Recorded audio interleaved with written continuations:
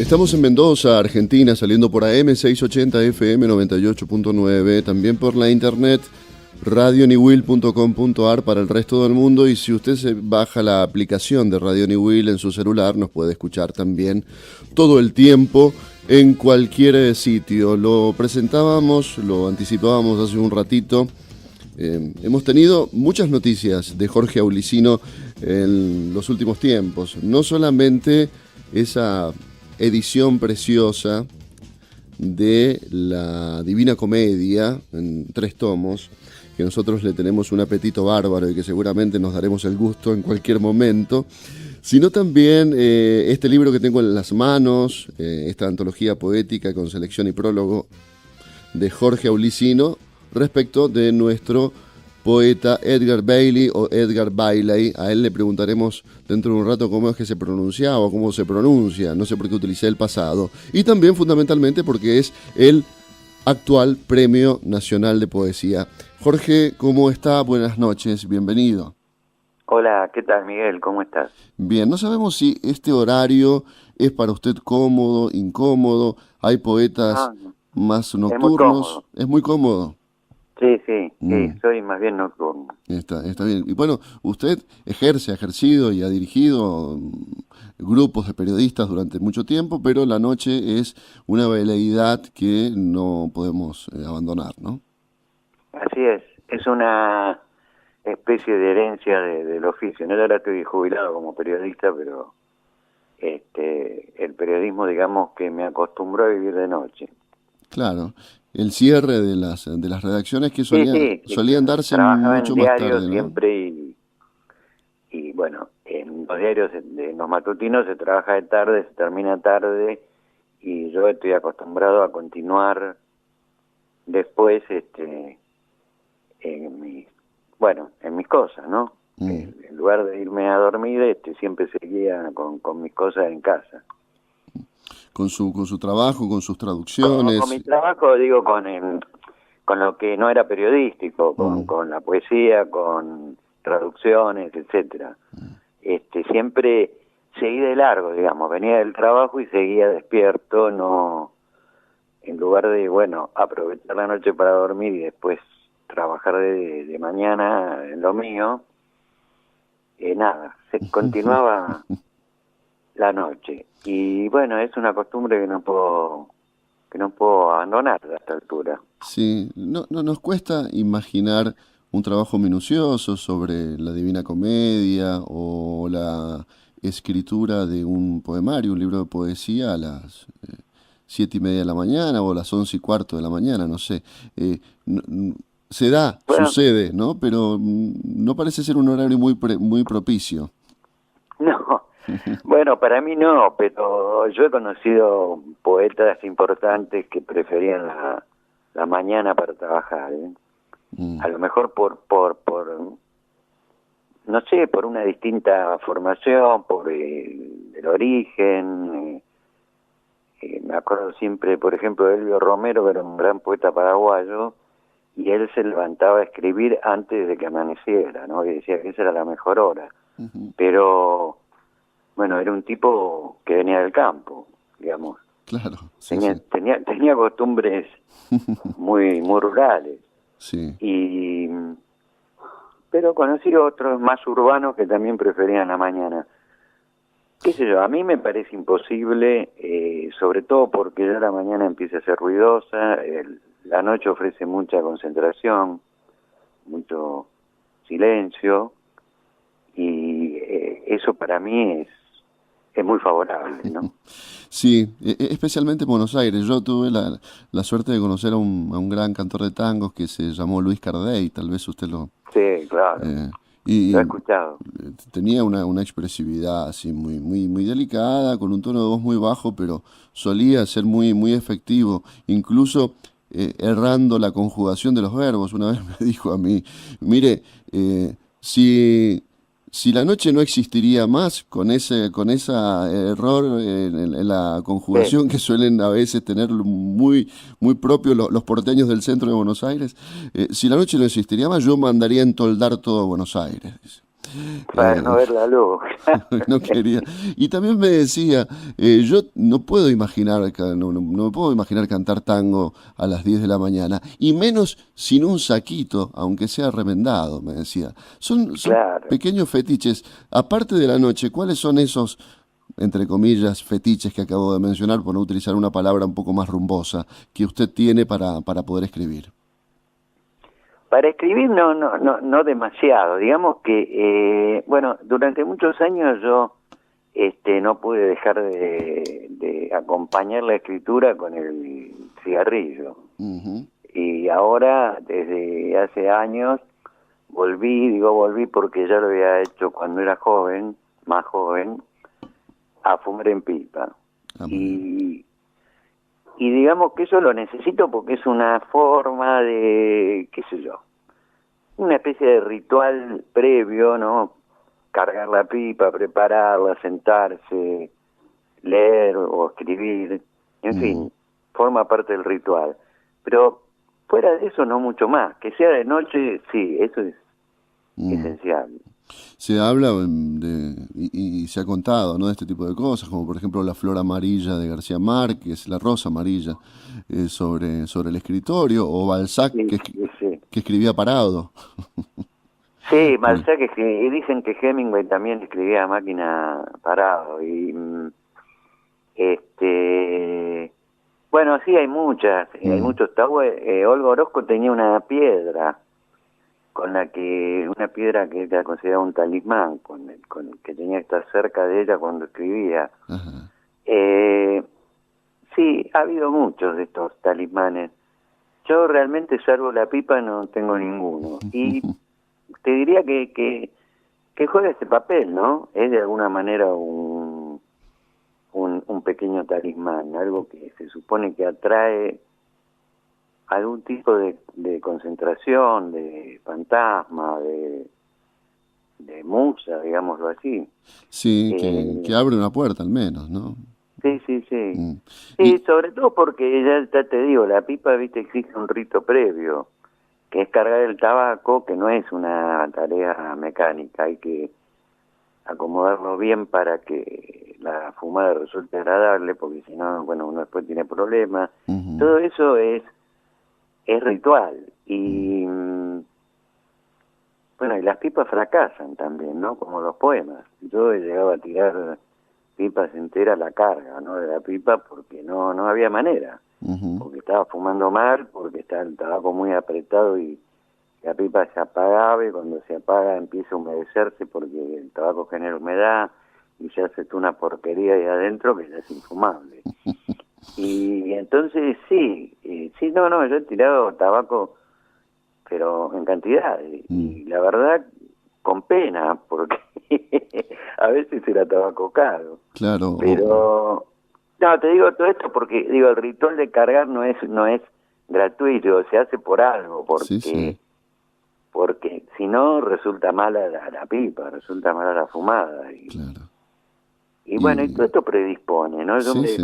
me he dado cuenta que predispone mejor a cierto trabajo de concentración en la escritura, bueno, ya sea la traducción o la escritura de uno mismo, Ujú. o la lectura, o el revisar incluso internet, ¿no? Digamos que, bueno, a mí me ayuda y creo que ese es el único ritual que tengo, no tengo mucho más que eso. Jorge, en la presentación yo les mencionaba este libro que tengo, esta antología poética con selección y prólogo suyo, y daba dos pronunciaciones o dos sonidos, Edgar Bailey o Edgar Bailey. ¿Cómo se lo mencionaba él? Baile. Bailey, claro, Nadie lo... No, bueno, sí, lo correcto en inglés sería Bailey, claro, Bailey, pero no escuchaba a nadie que le dijera Bailey. claro. Era Edgar Este, Bailey. era Bailey, ¿Y, sí, y más cómo que era como... este personaje? A mí me han contado algunas cosas. Yo durante mucho tiempo lo único que tuve de Edgar Bailey fue un librito chiquito, flaquito, algún audio suyo suelto que alguien me pasó y una anécdota de alguien que había compartido 5 minutos una mesa de café en Buenos Aires con él y me decían que era un tipo, o sea, así, un cierto garbo y un cabello con una tintura un poco celeste. No, yo la vi de otro color, pero sí tenía, en los últimos años se tenía, y mal, en el sentido Claro, sí, sí, que, sí. digamos, yo creo que se la ponía el mismo. No sé si usted me escucha bien, Jorge. Yo escucho Ah, perfecto, ¿me perfecto, porque escucha? hubo una pequeña interrupción en la comunicación, pero mínima. Así es que solamente la hemos notado aquí. Y cuénteme más de este hombre que verdaderamente fue un vanguardista, alguien que más allá de los sonidos y las formas encontró otras cosas para la poesía argentina, ¿no? Sí, él era parte de una vanguardia. ¿Lo que querés es que te cuente un poco más de él o de la poesía? Porque A mí me gusta que usted me pinte el personaje porque yo después me lo llevo a la casa. mira, el personaje era un poco, él hacía un personaje, era un poco como el que había escrito, el que él había inventado, que era el doctor Pi, que era un personaje con el que escribió algunos relatos cortos, muy extraños, muy paradojal, era un tipo que aparecía y desaparecía, pero al mismo tiempo muy con una especie de impostada solemnidad, digamos, ¿no? Ujú, Y él era un poco así, fingía ser un tipo muy embarado, muy académico, pero todo esto era casi una farsa. Era una farsa, en realidad él no era para nada académico, era todo lo contrario, era un tipo muy... Si hay una cosa que distingue a la poesía de baile es justamente la informalidad o la creación de una forma nueva. Y él era un vanguardista, o sea que todo eso era como una especie de representación de un personaje totalmente opuesto a lo que él era, ¿no? ujú. Era un gran conversador, eso sí, un gran eh, lo que sí siempre noté es que se movía, toda su conversación siempre era en un nivel bastante teórico, ¿no? No le gustaba hablar de cosas personales, Ujú, ni de la gente en general. Le hablaba de la poesía, por lo menos las veces que habló conmigo. ujú, Eh, y después solía tener una cosa muy yo creo que de porteño antiguo, que era que de golpe estaba en un recital, en un lugar, bueno, donde no había bar ni bebida, y él salía y se iba a tomar una copa. Salía y volvía. ujú. O sea, se iba al bar más cercano, iba al mostrador, tomaba un trago y volvía a la reunión o al recital o a lo que fuera. Pedía permiso muy correctamente porque se iba a retirar unos minutos y volvía, sí, efectivamente, 15 a 20 minutos después. Era muy divertido verlo actuar a Bailey, Mm. muy buen tipo, muy simpático, en realidad, todo ese personaje que hacía. Jorge, Este, y este tipo de actitudes tan llenas de libertad, ¿no? Como, discúlpeme señores, me voy a ausentar 15 minutos, ir al estaño de un bar, fajarse una ginebra y volver. Habla de una ansiedad, de un conocimiento perfecto de sus interlocutores o de las personas que lo observaban actuar a él, o acaso lo que yo estoy pensando en este momento, alguien que respeta por sobre todas las cosas el aquí y el ahora, que me parece que es la sustancia de la poesía, ¿no? Yo en este momento deseo esto y de algún modo elegante lo voy a hacer. es sí, es un buen punto de vista, ¿no? Sí, pero lo hacía con esa elegancia. Al mismo tiempo creaba cierto misterio, porque el que no lo conocía no sabía por qué. ¿Dónde va? Claro. Repentinamente él pedía permiso para retirarse, pero no para retirarse a su casa y no volver, sino para retirarse unos minutos. Sí, sí. Entonces creaba una suerte de extrañeza, de misterio de por qué este hombre necesitará retirarse un rato, bueno, qué sé yo. Sí, sí, sí. Yo sabía por qué era, y algunos lo sabíamos. Y él, por supuesto, lo hacía con toda esta elegancia que vos decís, Sí, ¿no? sí, sí. Muy respetuosamente. Jorge, Me- antes de ir al tema más teórico de Edgar Bailey y la Divina Comedia y demás. No quiero dejar pasar por alto esto. Cuando usted se enteró bueno, de esta premiación, ¿no? En primer lugar, el Premio Nacional de Poesía, y en segundo lugar, Jorge Leónidas Escudero. ¿Usted conoce su obra? Sí, la conozco bien. Sí, sí. Fue seguramente más allá de un halago, de un cariño, de una caricia, de un reconocimiento, justísimo por cierto, también una inmensa responsabilidad, ¿no? Tenerlo ahí detrás a nada menos que a Jorge Leónidas Escudero, ¿no? Para mí sí, sí. Mm, No son una responsabilidad, de alguna manera me causó cierto bochorno, digamos. no me diga. Bueno, sí, además Escudero ya era la segunda vez que ganaba un premio nacional, Un digamos. segundo premio, sí, sí, un segundo puesto. La vez anterior no fue el segundo siquiera, fue Una eh, mención, algo una así. mención, Sí, sí. que no me pareció la mejor decisión del jurado, pero bueno, esta vez sí fue el segundo. Ujú. Eh, y de pronto tenerlo a él como segundo, a mí me dio un poco de pudor, qué decirte. Mm, mm. Este, Sí, porque yo a pensé, veces bueno, esas decisiones de primero, segundo o tercero, qué sé yo, ¿quién puede juzgar y poner sobre la mesa parámetros de competencia cuando se habla, digo, de obras poéticas inmensas como la suya, Jorge, o como la del otro Jorge? Eh, y eh, como la de Padeletti, que fue el tercero, Hugo Padeletti, claro, y que tiene una exactamente, obra tremenda, ¿no? sí, sí. Ahora,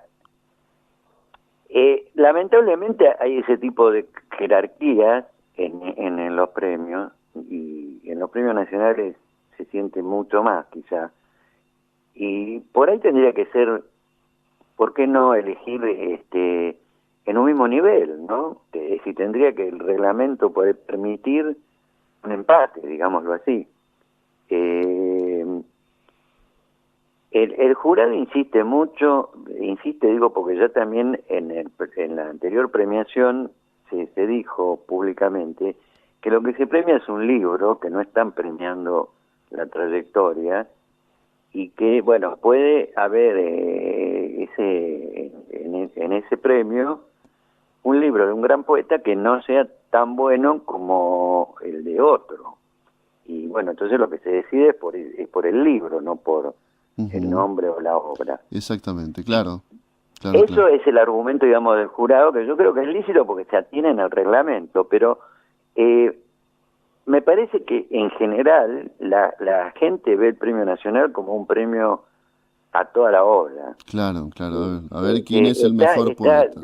está de hecho consagrado como el premio que recibe alguien después de una trayectoria considerable, ¿no? Mm, mm, Eh, y me parece que eso es difícil de modificar. Digo, la percepción que yo mismo tengo del premio nacional es esa, es claro, que no importa qué libro hayan premiado, importa quién, exactamente. importa qué obra, conjunto. Mm, Y bueno, en ese sentido yo creo que francamente me siento muy honrado que me hayan elegido, pero podría haber estado, podría haber existido, ojalá hubiera existido la posibilidad de dar un premio común, ujú. digamos, en el cual ninguno fuera primero. Sí, sí, Esto es lo sí. que quiero decir, elegir un trío, Mm, ya que había tantos libros importantes, y sé que los hubo, porque me fijo en las menciones que se dieron, o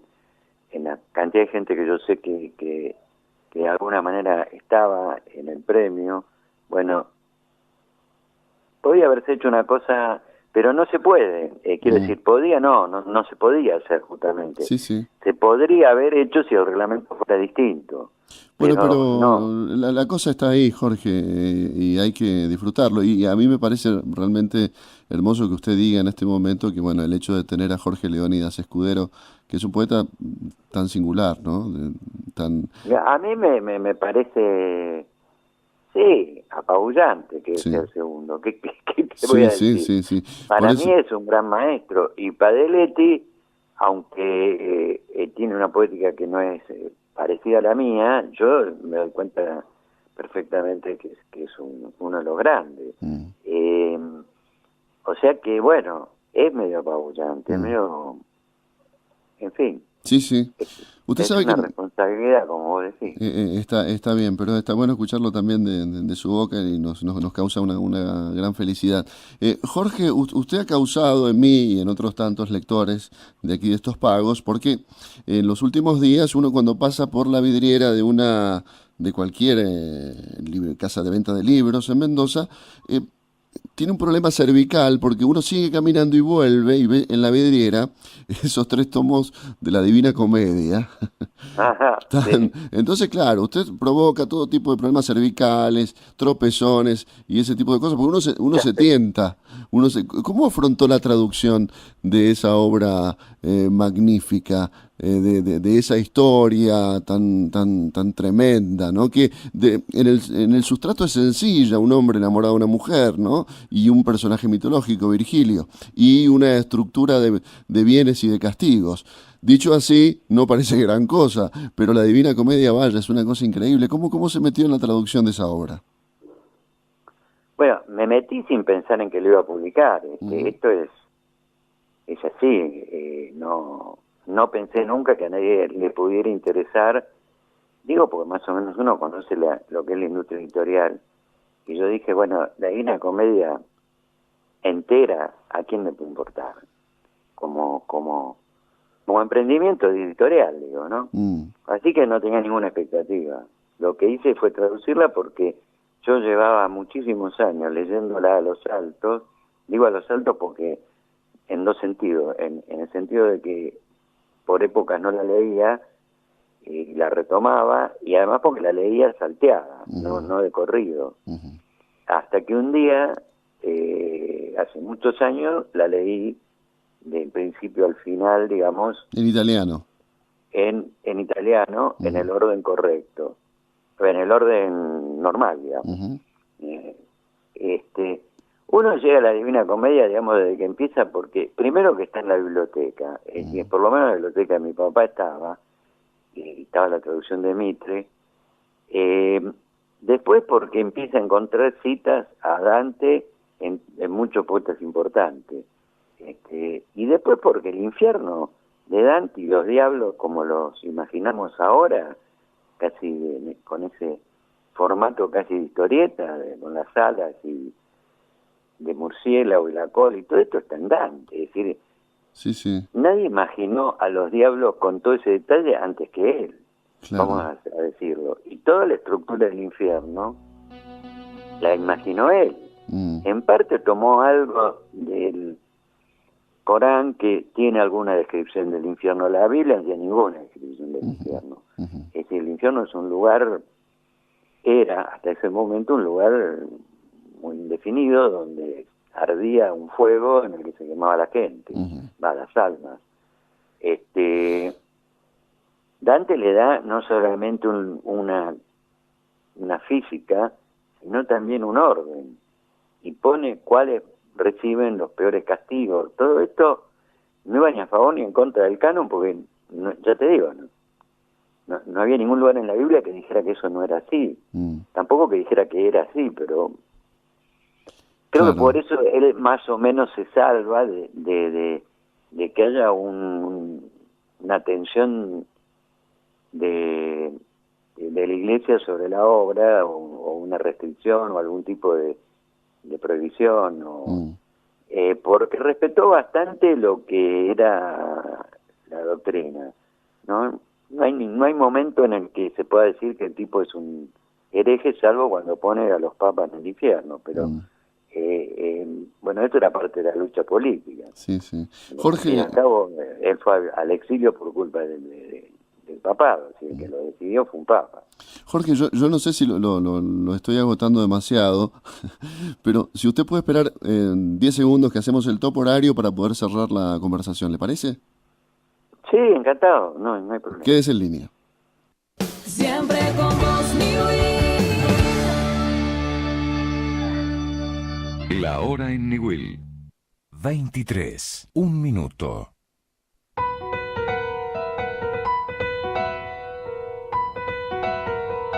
En el aire, Radio Niwil, AM 680, FM 98.9 y en radioniwil.com.ar. Con estudios centrales en Manuel Azáez, 2421 de Las Heras, Mendoza, Argentina. Niwil, tu inmensa alegría de sentir. La esquina es donde se encuentran las palabras y la noche.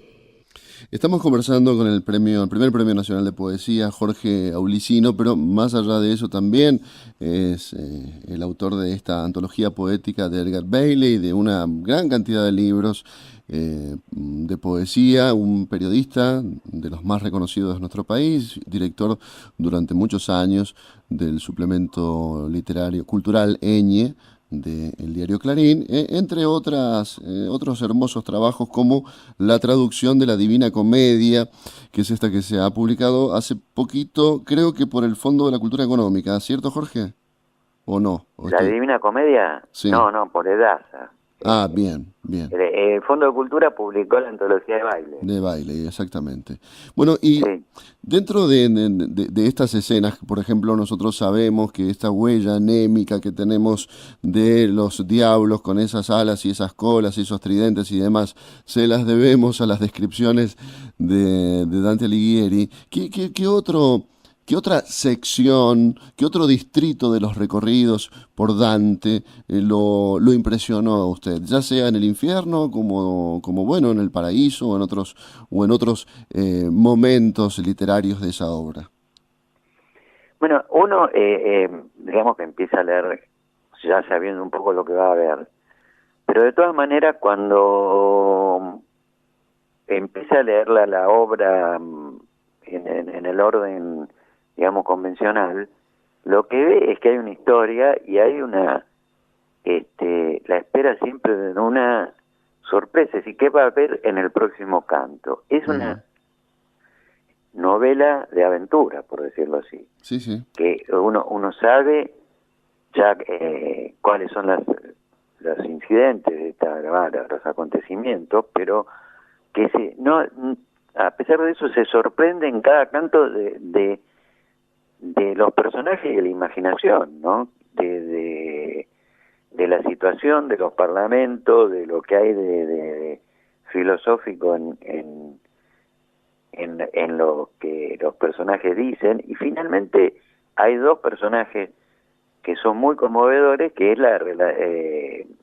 que son Dante y Virgilio, y la relación que tienen, la relación de amistad profunda, ¿no? Que Borges decía que esta virtud, que él decía que era una virtud argentina, la de la amistad, sí, la había inventado Dante.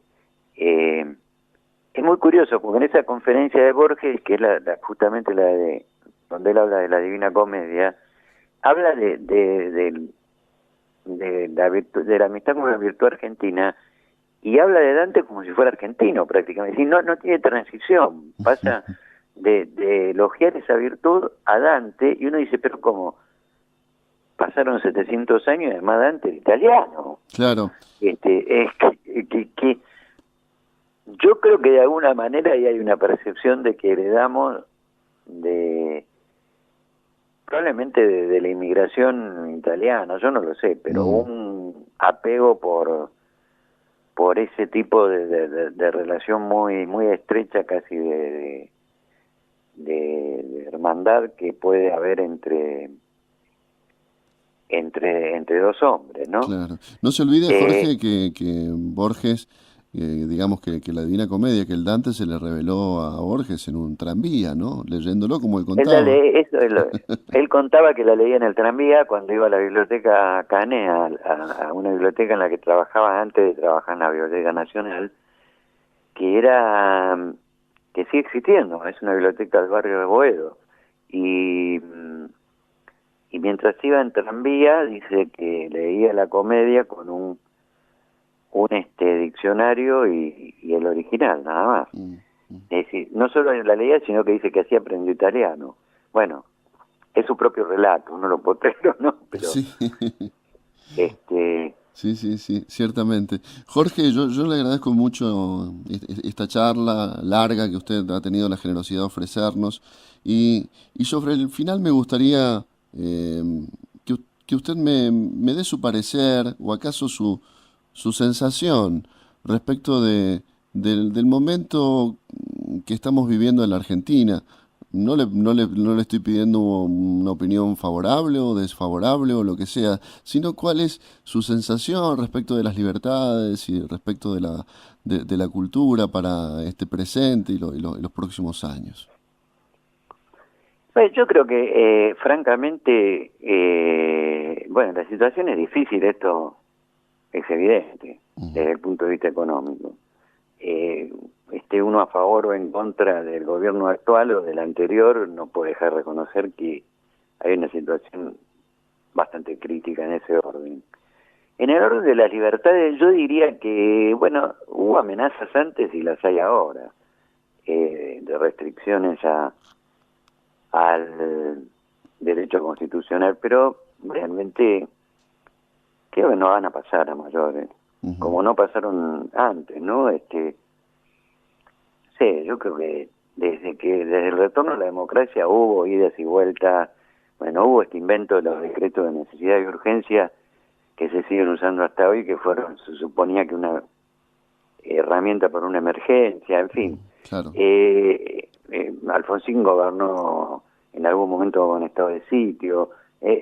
Hay una serie de cuestiones, digamos que siempre el poder tiende a hacerse más autoritario, cualquiera sea su signo, ¿no? Y lo digo realmente de manera autocrítica porque, bueno, la izquierda a la que yo apoyo y apoyé ha tenido ese pecado histórico, digamos que el autoritarismo ha sido un problema o el despotismo ha sido una cuestión, o la democracia, o no sé cómo llamarlo, bueno, pero es un problema que no hemos resuelto. Bueno, que la izquierda no resolvió. Y creo que la propia democracia, 2x3 lo tiene que enfrentar porque los gobiernos tienden a concentrar cada vez más el poder. Esto es inevitable. Me parece que la única forma de recuperar o de no perder el espacio democrático es defenderlo. Defenderlo ante cada cosa concreta. Bueno, hay o aquel avasallamiento y hay que decirlo y protestar y llegar hasta donde se pueda o hasta donde sea prudente, qué sé yo. Exactamente. Bueno. Ahora, no soy pesimista respecto a lo que puede pasar. No lo digo por el gobierno, lo digo respecto de... Yo creo que la Argentina pasó una cosa muy tremenda y traumática y me parece que creo que esa lección sí se aprendió y me parece que no se puede volver a repetir algo parecido, ni siquiera similar, digamos. Me parece que eso no. No, respecto a eso soy optimista, digamos.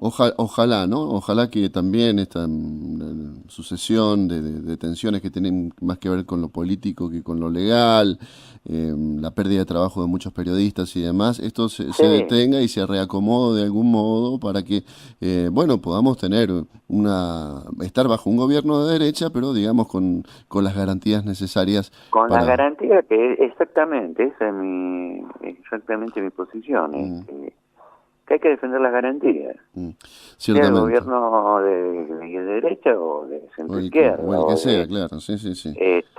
A mí me parece que eso es clave, junto con, bueno, por supuesto, la defensa de los intereses corporativos en el buen sentido, digo, económicos de cada grupo, en este caso de los sindicatos o de los gremios que son los más afectados, ¿no? Porque la crisis primero afecta a los que trabajan. Exactamente, sí.